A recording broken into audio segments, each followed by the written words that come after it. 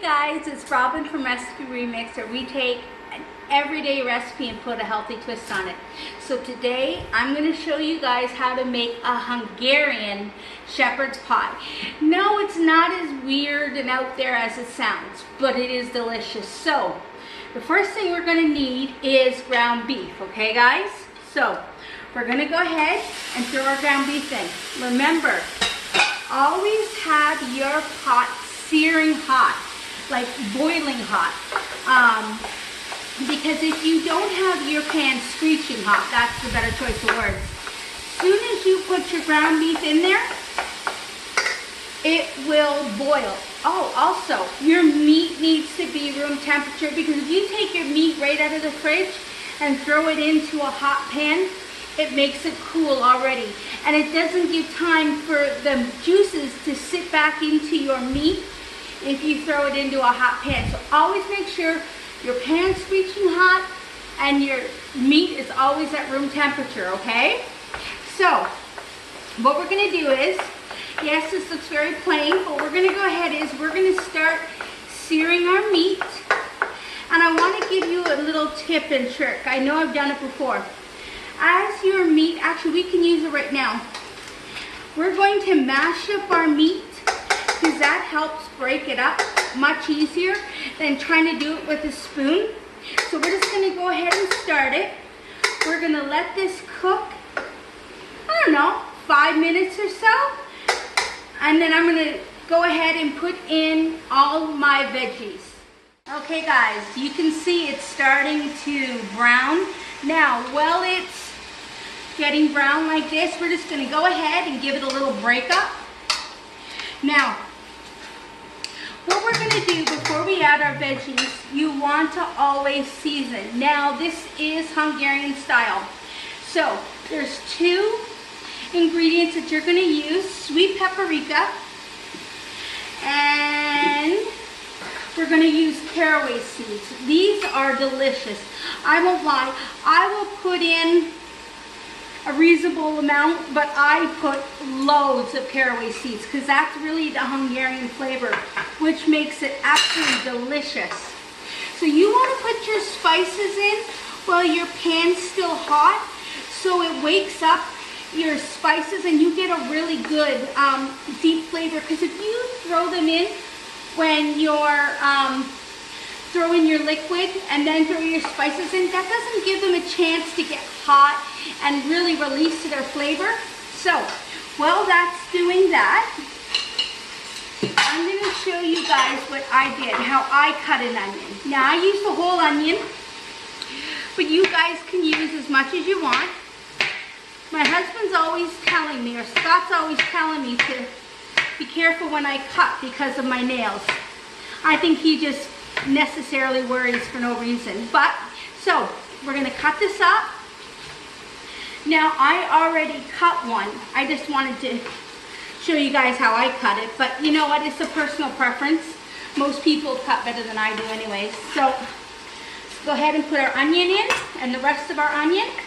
So we got a whole onion there now. Our seasoning is in. Let's give it a little stir. I keep saying I'm going to get a towel handy, but I never do. Okay, and I thought I had everything. So what we're going to put in here next is garlic. Now I'm going to show you a quick, simple trick to garlic. You're welcome to cut it, but I find this is much quicker and easier, and I'm lazy. If I can get away with doing something simpler, hey, that works. So you can go ahead and grate our garlic, which is so easy. Again, be careful of your fingers. Scott's always telling me that. Now, at this point, you are building up such a wonderful flavor profile with your onions, your garlic, your spices, and it smells absolutely delicious. And Scott's standing there sniffing the air, drooling about how good this smells. Always, another tip, come look at this. Whenever you use a grater, always, immediately, rinse your grater, because if you don't, you will get stuff stuck in here.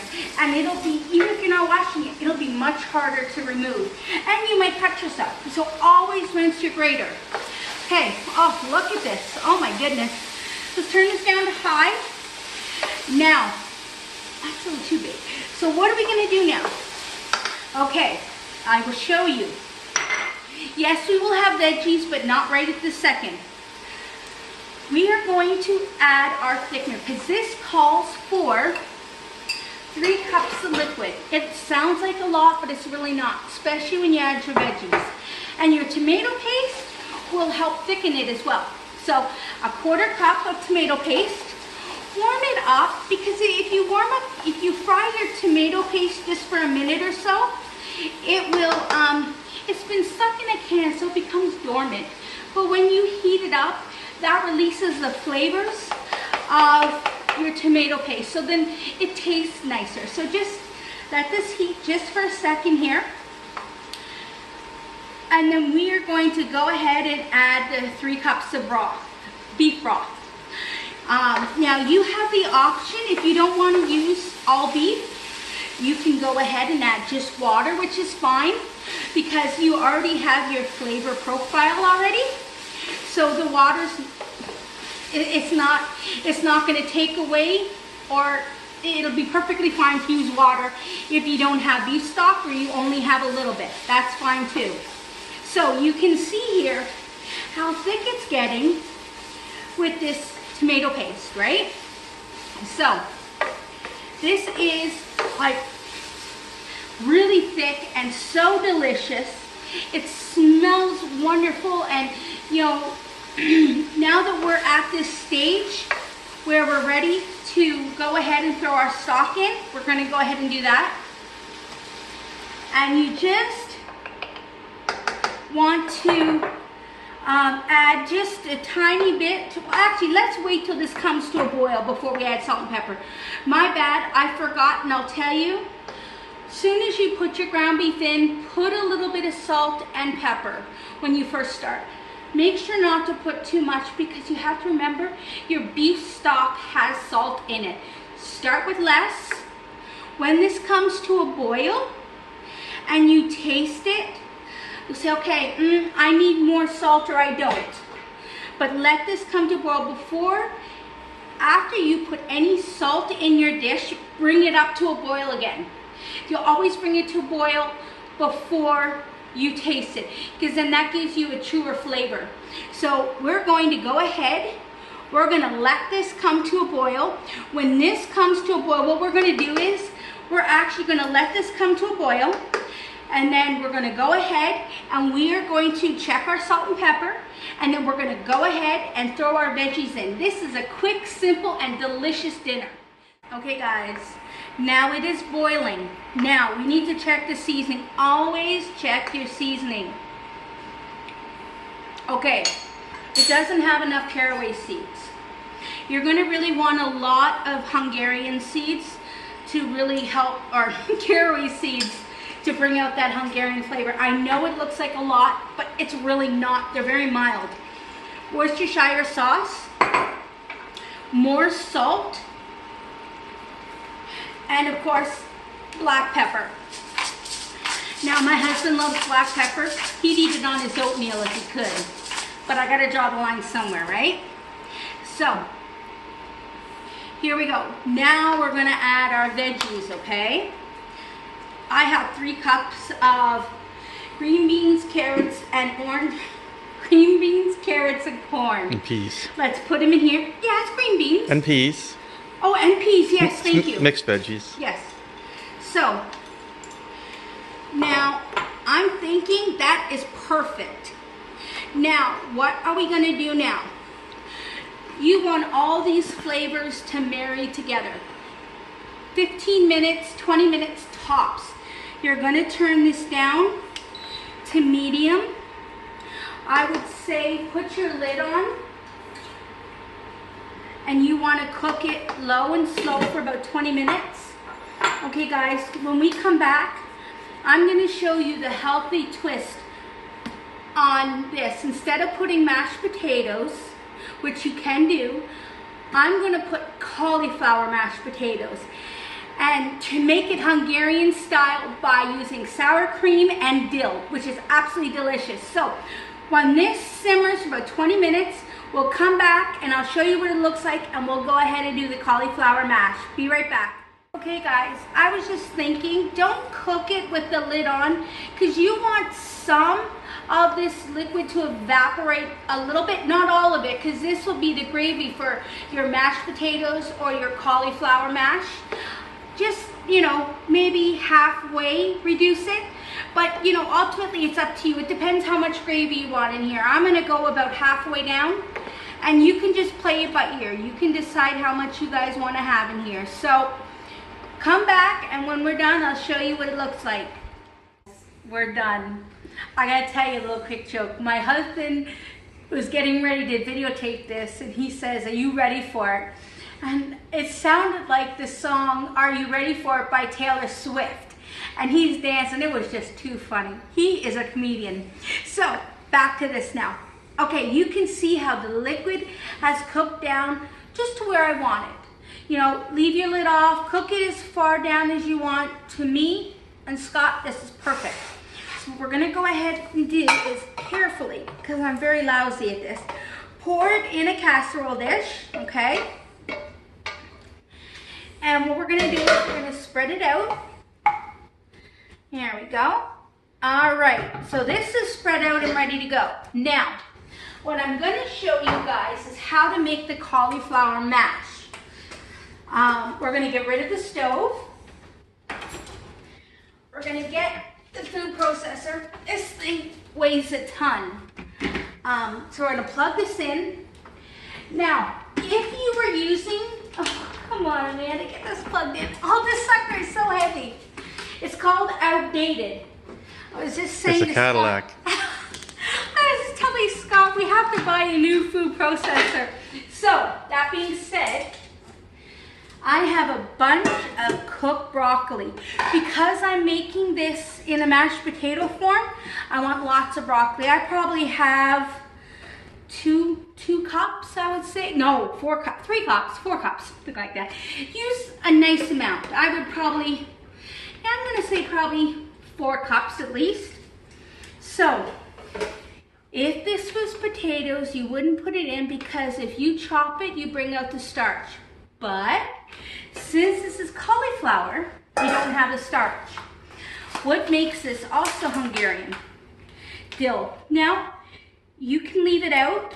I'm Polish and Ukrainian, so I love dill. The easiest way to actually get dill off a stem is to just drag it through. That is actually the best way to get your dill off. So, we're gonna actually, you know what? I don't even have to cut it because it's going directly in there. How cool is that? So, with this, of course, we're going to add salt. Always add salt. Pepper. Salt and pepper makes everything taste good. Even if you don't have spices, if you season right, that's all you need. An egg. Come on. Showing off my fancy skills here. And I will put in the measurements, how much I use. I'm just eyeballing it because I know how much, but I will put... That's about a cup. Yeah, I'll put them. I'll write them down for you guys. Again, cooking is all about eyeballing for the most part. I mean, nothing's right, nothing's really wrong. You go by how you feel, how it tastes, what works for you. So let's give this a whirl. I would say pulse it till it totally mixes through, and then you can go ahead and give it a good pulse. Okay, now let me try with a spoon. I'm always forgetting something. Scott's always asking me if I have everything prepared. I keep saying yes, and I'm wrong. It's so good, but needs more salt, way more, because it just doesn't taste right without the salt. Okay, so you got your pepper, your salt, one more pulse. Okay, perfect. perfect. Now you got to remember, this is not going to have the same exact consistency of mashed potatoes, how they taste, but they're absolutely delicious. I mean, you can see here, oops, this. I mean, you can see here how they resemble mashed potatoes. I mean, they look delicious, and this is the healthy part that we're doing, the healthy twist, because you don't need, we're not using potatoes, but I mean, this has a mashed potato consistency. So, what are we gonna do now? Okay, give me a sec here, guys. I keep feeling the need to tell Scott to follow me a little bit, because I don't, it must sound weird for me talking and you guys not seeing me, but all right. So, here we go. We have our beautiful, I can put it on here, I'm almost done. We have the beautiful Hungarian Shepherd's Pie. We're gonna go ahead and we're gonna put it on here. Now this is gonna bake, so it's gonna crisp up some too. I think, Scotty, do you think we could have used the bigger casserole dish? No, I think that's good. You don't want it too thin. That's true. All right, guys, look at this. How good does this look? Seriously. I mean, it's almost our dinner time. So as soon as this is done cooking, we'll be ready to eat. So I will show you what it looks like. Put this in the oven. It's all cooked, 350, 15, maybe 20 minutes. You can use your judgment. This is basically till the top is as cooked as you want it to be. And we'll come back and I will show you what it looks like once it's cooked, guys. Check you later.